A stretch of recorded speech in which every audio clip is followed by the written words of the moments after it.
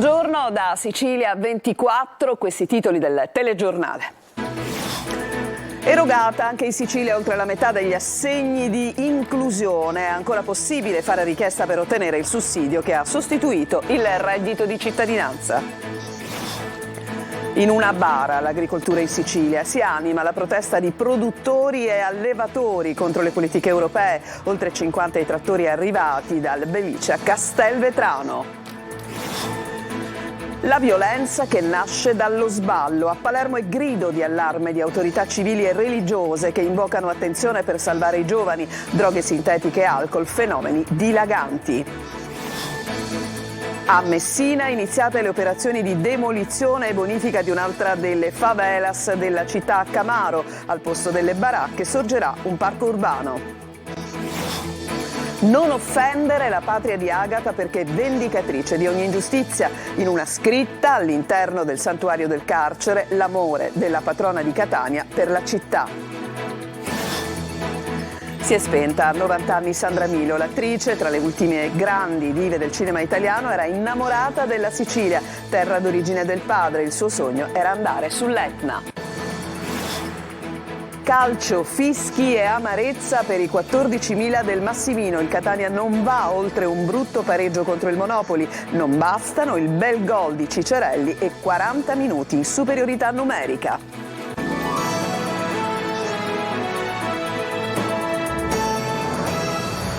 Ancora ben trovati. Sono stati erogati anche in Sicilia i primi assegni di inclusione, la misura che sostituisce, lo ricordiamo, il reddito di cittadinanza. Ne è stata pagata una buona parte, circa la metà, ma è ancora possibile farne richiesta. Sentiamo Luca Ciliberti. Penso di rientrare, devo presentare l'assegno di inclusione. Questo è l'SMS che hanno ricevuto i primi beneficiari del nuovo assegno di inclusione. Già ricevuto, prendevo il reddito di cittadinanza e poi abbiamo sviluppato le pratiche per l'assegno di inclusione. Di più o di meno? No, è uguale. Devo sbrigare le carte per l'assegno di inclusione. Pensa di avere le caratteristiche? Spero di sì. Anche perché fino ad oggi non ho mai preso nulla, quindi spero che qualcosa ci riservi con 2 bambini minori. Da venerdì scorso sono stati erogati i primi pagamenti che riguardano circa 287.000 famiglie in tutta Italia. In Sicilia e Campania, le regioni con maggiori domande, sono state erogate più della metà delle richieste. L'importo medio è 645,84 euro. L'INPS ha rivelato i primi numeri sulla misura che ha sostituito il reddito di cittadinanza, spiegando che su oltre 446.000 richieste arrivate entro i primi giorni di gennaio e lavorate, più di 117.000 sono state respinte per mancanza di requisiti, oltre una su 4, circa il 26%, a causa soprattutto dell'esito negativo sopra la soglia del DSU, dichiarazione sostitutiva unica, del superamento delle soglie del reddito e dell'omessa dichiarazione dell'attività lavorativa. Quelli che sono stati presentati dal 18 fino al giorno 8 di gennaio sono stati erogati i pagamenti il giorno 26 di gennaio. Quelli che sono stati fatti dopo saranno erogati il giorno 15 di febbraio. Dai controlli preventivi effettuati è emerso che oltre 12.000 domande necessitano di un supplemento di istruttoria. Per i ritardatari aventi diritto al sostegno invece c'è ancora tempo per presentare le domande. Sì, ancora sì. Chi ne ha diritto? Ne ha diritto chi ha un ISEE sotto i 9.000 euro, chi ha una persona con una disabilità a carico, oltre i sessantenni, chi ha i figli minori. E veniamo adesso alle proteste di agricoltori e allevatori che si stanno sviluppando in questi giorni. Quella di ieri è stata una domenica ricca di manifestazioni fino a Castelvetrano, dove oltre 50 sono i trattori arrivati per le proteste contro le politiche europee. Marco Gullà. In Sicilia weekend di proteste di agricoltori e allevatori. Oltre 50 trattori provenienti dalla Valle del Belice e dallo Jato hanno raggiunto Castelvetrano. La protesta è iniziata vicino al centro commerciale Belicittà, dove i mezzi agricoli sono rimasti esposti con striscioni e bandiere fino alle 22 di domenica. Tra i mezzi anche un carrello con una bara da funerale con su scritto "La viticoltura è morta". L'agricoltura è in ginocchio, la politica è assolutamente inconsistente. competente e incapace di gestire queste criticità. I nostri rappresentanti sindacali sono collusi alla politica, per cui scendiamo nelle piazze, per cui dobbiamo protestare, facciamoci sentire e dovremo ottenere assolutamente quelli che sono i nostri diritti di persone che lavorano, producono reddito, manutengono il territorio e soprattutto tutelano la salute delle persone. Proteste che abbracciano tutte le province siciliane. Qualche giorno fa agricoltori e allevatori avevano sfilato lungo la Palermo-Sciacca. Prossimo step giovedì a Mazzara del Vallo. Nell'ambito del processo per corruzione, il cosiddetto sistema montante, il Tribunale di Caltanissetta ha emesso sentenza di prescrizione per il governatore Renato Schifani relativamente ai reati di concorso esterno in associazione a delinquere e rivelazione di segreti d'ufficio. Schifani ha accettato la prescrizione. Cresce l'allarme violenza giovanile a Palermo. Tutte le istituzioni lanciano i loro appelli, dall'arcivescovo Corrado Lorefice fino al procuratore generale di Palermo Lia Sava. Una violenza ingenerata anche dalla droga, soprattutto le nuove droghe sintetiche. Sentiamo Manlio Viola.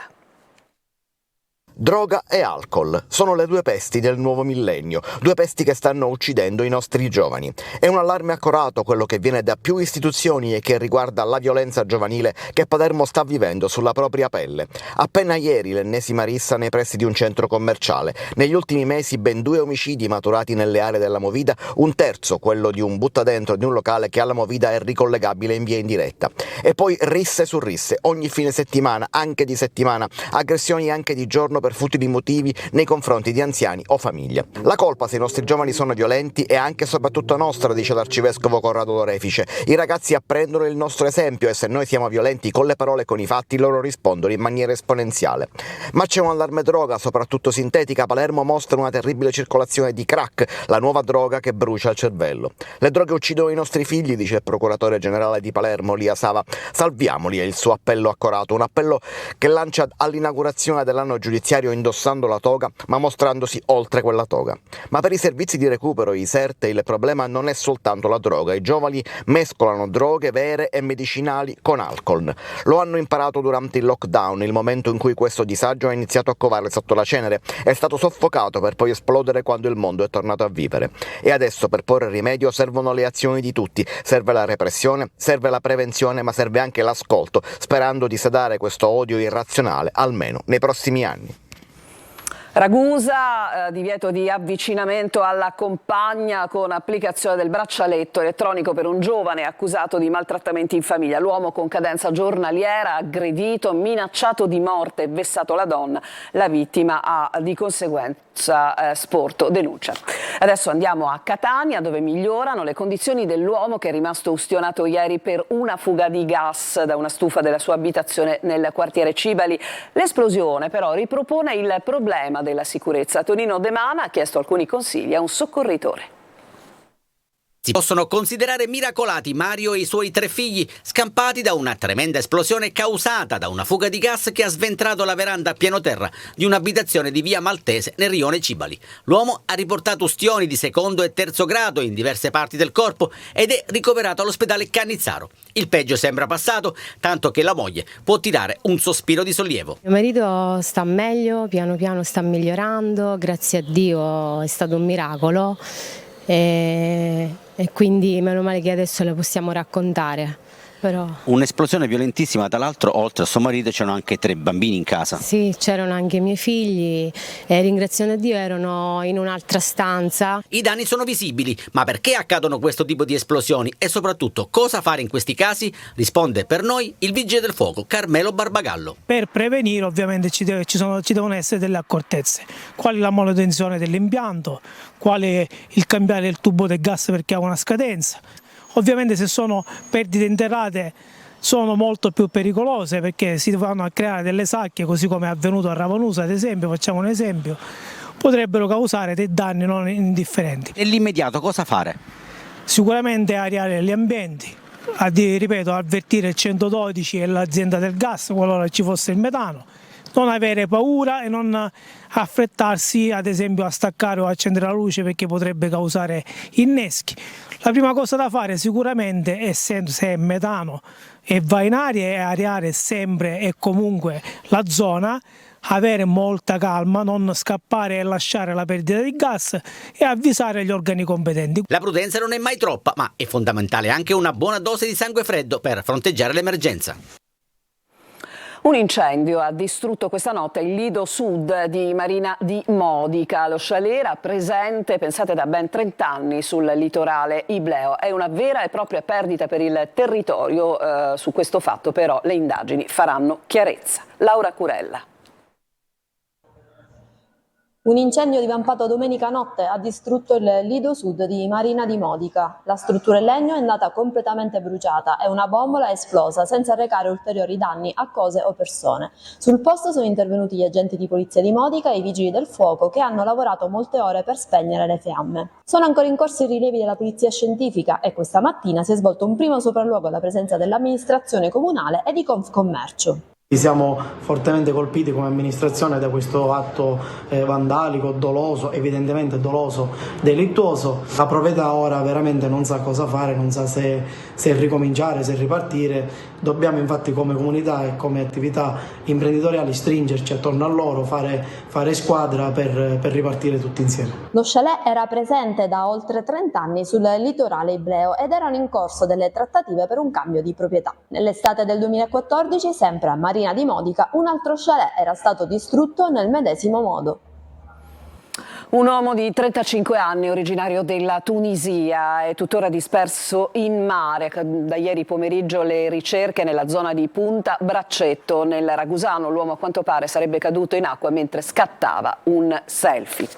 E adesso a Messina sono iniziate questa mattina le operazioni di demolizione e di bonifica di un'altra delle favelas della città. Parliamo delle baracche a Camaro. Al posto di queste sorgerà un parco urbano. Francesco Triolo. Non c'è stato il colpo di teatro di Cateno De Luca come la prima volta, ma l'inizio delle operazioni di bonifica e abbattimento delle baracche di Camaro Sottomontagna possono essere comunque salutate come un fatto storico per Messina e il sindaco Federico Basie lo ha detto a chiare lettere. Gli interventi si protrarranno per 45 giorni, le demolizioni non saranno semplici vista la presenza dell'amianto e la vicinanza con altre abitazioni. Da eliminare ci sono 700 metri cubi di amianto e tonnellate di cemento. Decine di anni di disperazione e di speranza dovranno in questi giorni essere monitorati anche i livelli di presenza delle polveri d'amianto. A quel punto infatti scatterebbero delle speciali procedure. Le 18 famiglie che ci vivevano sono state trasferite negli appartamenti acquistati dalla struttura commissariale retta dal subcommissario Marcello Scuria. Al posto delle favelas sorgeranno una piazza alberata ed un parcheggio. Quest'area, così come altre, acquisteranno presto una fisionomia diversa. A qualche centinaio di metri, sempre a Camaro, sorgeranno un centro diurno per anziani ed un'area attrezzata con giochi per i bambini. Il 2024 per Messina sarà l'anno più importante per il piano di risanamento della città. Tra poco meno di 2 mesi le RUSP entreranno in azione anche al rione Catanoso per parlare però di ultima baracca da abbattere, ha detto il subcommissario straordinario. Occorrerà attendere il 2027. Ferro e cemento nei fondali di Marina Corta. La Guardia Costiera di Lipari ha infatti rimosso 27 tonnellate di rifiuti. Gli operatori subacquei hanno riportato in superficie blocchi di cemento collegati a una serie di sistemi di ormeggio non regolamentari, restituendo alla comunità di Lipari ben 4.800 metri quadri di area demaniale marittima. Ci occupiamo di Sant'Agata, la città attende la festa, ormai manca davvero pochissimo, siamo entrati in uno dei luoghi che ricordano appunto Agata, dove la nostra collega ha trovato una scritta importante: non offendere la patria di Agata perché vendicatrice di ogni ingiustizia. È certamente una scritta che ricorda uno dei tanti miracoli attribuiti alla patrona di Catania, Adelaide Barbagallo.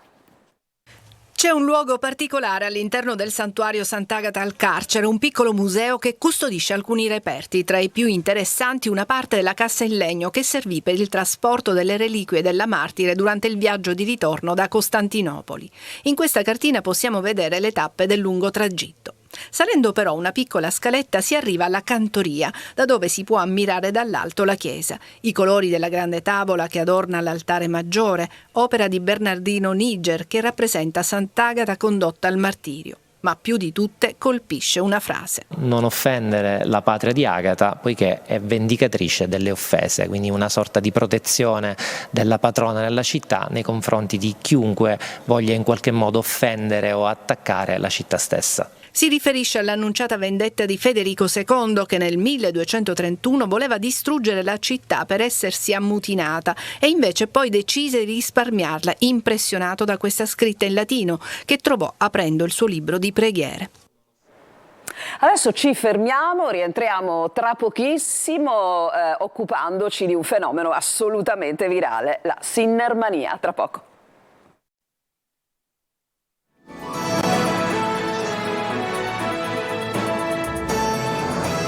Tornati in studio dopo l'impresa degli Australia Open e sempre più Sinnermania. Vediamo.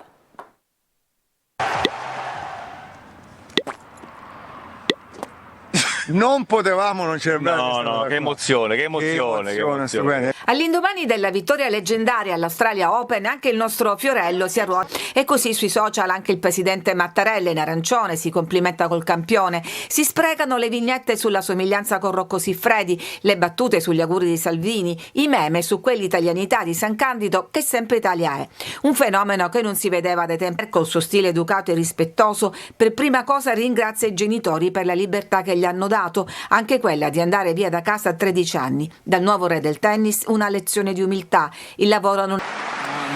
Adesso è ufficiale, il cannolo più lungo del mondo è siciliano, ve lo mostriamo durante la sua preparazione a Caltanissetta, è lungo 21 metri, 43 centimetri, allestito da un centinaio di cuochi provenienti da tutta Italia che si sono dati appuntamento appunto a Caltanissetta, coordinati dal maestro pasticcere Lillo De Fraia. L'iniziativa ha avuto il patrocinio della Regione Siciliana. E oggi si piange sicuramente in tutto il mondo la scomparsa di Sandra Milo, grande diva del cinema italiano. La Sandrocchia, così soprannominata di Federico Fellini, era innamorata della Sicilia, terra d'origine del padre. Il suo sogno era andare sull'Etna. Francesco Aloi. Sandra Milo non c'è più, una vita lunga 90 anni, finita oggi, ma che certamente ha lasciato il segno. All'anagrafe salvatrice Elena Greco è nata a Tunisi, anche se poi è cresciuta in Toscana. Il papà era siciliano, una regione che lei ha sempre portato nel cuore. La sua vita, dedicata al cinema, fu la musa del grande Federico Fellini, di cui si innamorò. Lui la soprannominò Sandrocchia. Carino, questo non l'abbiamo mai fatto. 8 e mezzo è uno dei tantissimi film che ha fatto, una pellicola del 63 che ottenne molti riconoscimenti, uno per tutti l'Oscar.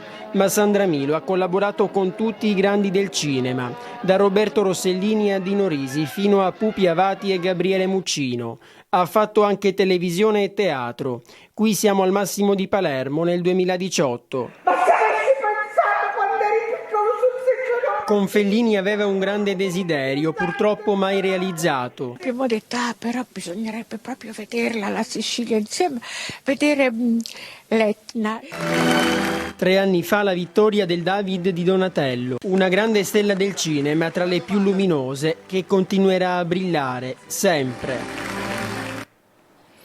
Ci fermiamo ancora in chiusura del telegiornale Il Calcio.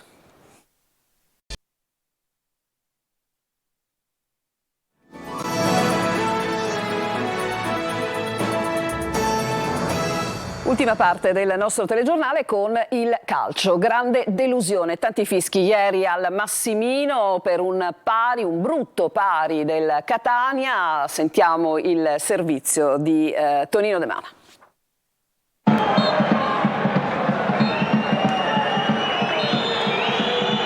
I convinti fischi del Massimino sono più che una sentenza. È un pareggio che equivale ad una sconfitta per il Catania, che non riesce ad avere la meglio sul Monopoli, che in 10 uomini per quasi un tempo si porta a casa un punto prezioso. Briciole per le ambizioni dei rossoazzurri, protagonisti di una prestazione scialba e che segue la sconfitta in Coppa Italia con il Rimini. Si è chiusa nel peggiore dei modi una settimana che rischia di compromettere gran parte degli obiettivi stagionali. Da ricordare e da applaudire soltanto il gol di Cicerelli, che con un destro a giro deposita all'angolino il pallone che vale l'1-0. È il minuto 30 e il Catania in vantaggio. A quel punto sembravano alte le probabilità di vittoria, ma gli imprevisti sono sempre dietro l'angolo, specie quando c'è di mezzo il Monopoli. Il Catania non chiude la partita, anzi Albertoni, subentrato all'infortunato Peters, per lui guai al ginocchio, deve superarsi in più occasioni per mantenere la porta inviolata. La ripresa si apre con l'espulsione di Ferrini che falcia Bois, rosso diretto e ospiti in 10. Ma i pugliesi non demordono e nonostante l'inferiorità numerica si spingono in avanti alla ricerca del pari, che arriva al 70°. Sugli sviluppi di una punizione dal limite battuta da Boulevardi, la palla, respinta dalla barriera, finisce sui piedi dell'indisturbato Bizzotto, che di piatto supera Albertoni.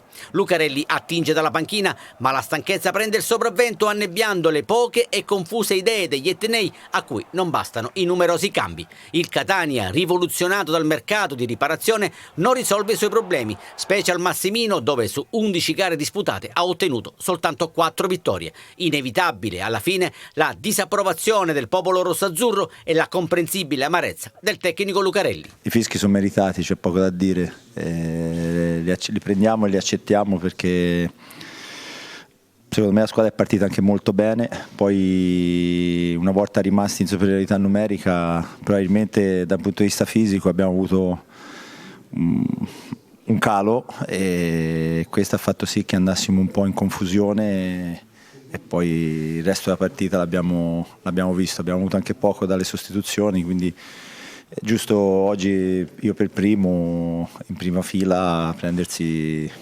i fischi. Dopo il pareggio di Torre del Greco, il Messina è atteso da un altro scontro salvezza, questa volta al Franco Scoglio contro la Virtus Francavilla. Sentiamo Sergio Colosi.